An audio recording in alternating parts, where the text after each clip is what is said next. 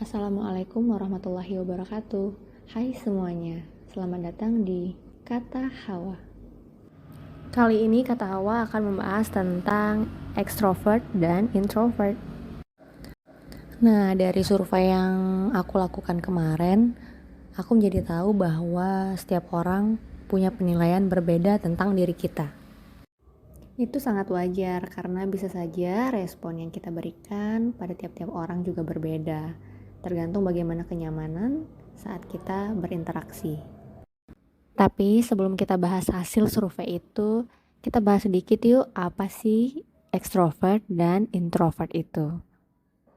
Mungkin teman-teman sudah banyak yang tahu karena sebenarnya pembahasan ini sudah lama dan banyak sekali dibahas oleh teman-teman kita yang lain. Tapi nggak ada salahnya kan kalau kita bahas ulang sedikit tentang introvert dan extrovert. Kita mulai dari introvert dulu. Jadi introvert ini adalah sebuah karakter yang dimiliki seorang. Biasanya orang-orang introvert ini menyukai suasana yang tenang, cenderung menghindari interaksi dengan banyak orang sebab mereka seperti butuh energi yang besar untuk bisa membaur dengan yang lain. Nah, ciri dari introvert ini biasanya lebih terkesan pendiam dan tertutup. Mereka juga banyak melakukan hal-hal secara mandiri. Dan juga untuk circle pertemanan biasanya lebih kecil dibanding extrovert. Karena mereka sulit untuk percaya dengan orang lain. Sedangkan untuk extrovert, biasanya orang-orang yang memiliki karakter suka dengan interaksi banyak orang, kemudian aktivitas yang melibatkan orang banyak, dan juga suka keramaian, lebih terbuka, terlihat selalu ceria, sehingga lebih terkesan aktif dibandingkan dengan si introvert. Ternyata nih ya teman-teman, karakter atau sifat bawaan seseorang yang biasa kita kenal dengan extrovert maupun introvert ini sudah ada loh dalam Al-Quran. Hanya saja saya pribadi baru mengetahuinya. Dan tercantum pada surat Al-Isra ayat 84 yang artinya setiap orang berbuat sesuai dengan keadaannya masing-masing, yakni sesuai pembawaannya, caranya, dan kecenderungannya dalam mencari petunjuk dan menempuh jalan menuju kebenaran. Masya Allah ya. Dan mungkin kita bisa ambil pelajaran dari ayat ini di mana memang setiap orang itu punya karakter masing-masing, caranya masing-masing, dan kecenderungannya masing-masing. Namun balik lagi, tujuan kita dalam menjalani hidup adalah menempuh jalan menuju kebenaran. Mudah-mudahan di perjalanan hidup kita ini kita selalu mengarah kepada kebenaran. Semoga Allah beri petunjuk. Amin. Nah, secara medis juga pernah dijelaskan oleh Dr. Aisyah Dahlan di mana karakter-karakter ini ternyata bersifat genetik. Yang artinya karakter ini bisa diturunkan oleh orang tua. Jadi tidak heran ya, biasa kita jumpai juga bahwa ada anak nih yang memiliki sifat yang sama persis seperti orang tuanya.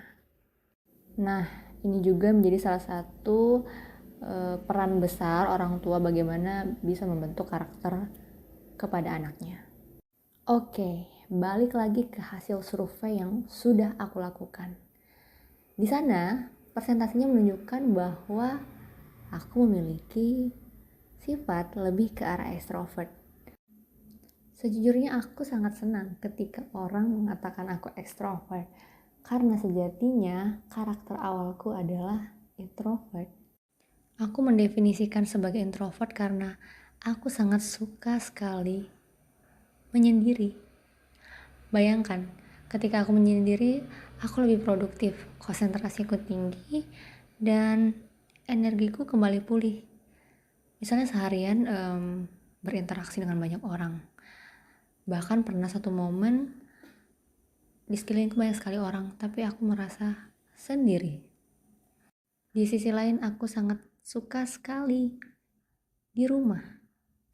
Aku jarang keluar rumah selain ada kepentingan yang mendesak ataupun hal-hal yang mengharuskan aku harus keluar rumah. Bukan untuk menarik diri dari lingkungan atau antisosial, bukan. Ya, nyaman. Dengan begitu aku bisa lebih produktif di rumah. Nah, sekitar usia menginjak 20 tahun, lebih mungkin tepatnya pasca kampus. Entah pada fase ini mungkin tingkat overthinkingku lebih tinggi dari sebelum-sebelumnya, dan juga introvertku yang lebih dominan mengakibatkan aku kesulitan dalam kontrol emosi, dimana introvert biasanya memendam, dan ternyata semakin lama aku pendam apa yang aku rasakan, hal itu mengganggu psikis dan mempengaruhi kesehatanku. Hal ini terus berlanjut dan terakumulasi, dan pada akhirnya aku mulai menyadari bahwa hal ini tidak baik untuk kehidupanku selanjutnya, sehingga aku harus melakukan perubahan. Aku coba untuk mengkoreksi diriku apa-apa saja hal yang harus aku minimalisir untuk lebih tepatnya menikmati hidup dan menjalani kehidupan dengan lebih tenang. Aku mulai mencoba untuk mengendalikan emosiku dengan mengalihkannya pada tulisan. Ya, aku tumpahkan semua keluh kesahku, luapkan semua emosiku pada tulisan, dan jadilah sebuah karya berupa puisi. Dan ternyata metode yang aku lakukan ini cukup membantu kesehatan mentalku. Aku percaya masing-masing kita punya cara bagaimana untuk mengendalikan diri. Tapi sebelum itu kita harus tahu dulu, kita harus mengenali siapa kita, apa mau kita. Langkah selanjutnya yang aku lakukan adalah mencoba lebih menerima orang baru dan banyak berinteraksi. Memposisikan diriku sebagai orang yang ekstrovert, mencoba ramah kepada orang-orang dan membangun kepercayaan diri. Ini sangat penting sih menurut aku, adalah kepercayaan diri. Teman-teman bisa melakukan apa saja yang membuat teman-teman nyaman. Kalau aku ditanya, sulitkah? Ya, benar-benar sulit. Tapi lambat laun, aku pun belajar untuk menerima pendapat orang lain dengan tidak menyimpan rasa dongkol dalam diri ketika kita berbeda argumen ataupun pendapat. Kemudian lebih santai menjalani hidup dan melakukan hal-hal yang membuat bahagia.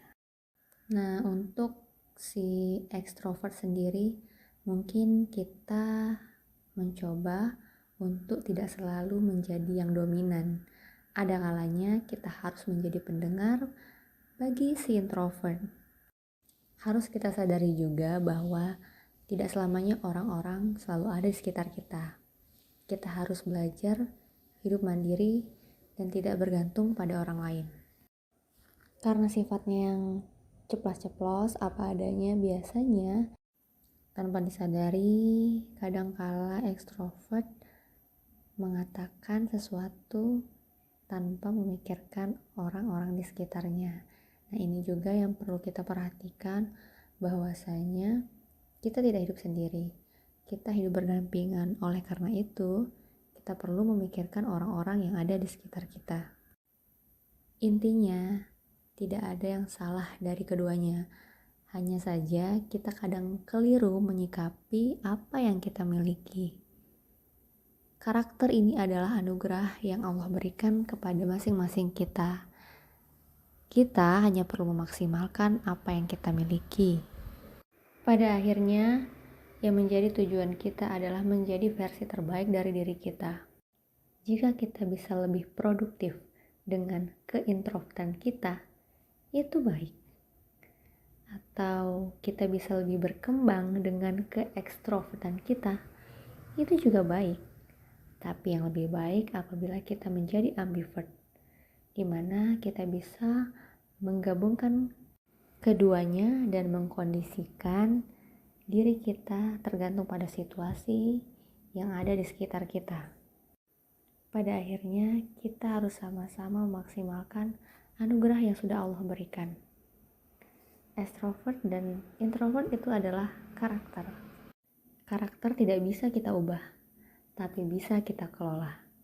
Baiklah, itu tadi sedikit bahasan kita tentang introvert dan extrovert. Saya pribadi merasa banyak sekali kekurangan. Mudah-mudahan akan menjadi pelajaran dan pembenahan ke depan. Terima kasih bagi yang sudah mendengarkan. Assalamualaikum warahmatullahi wabarakatuh.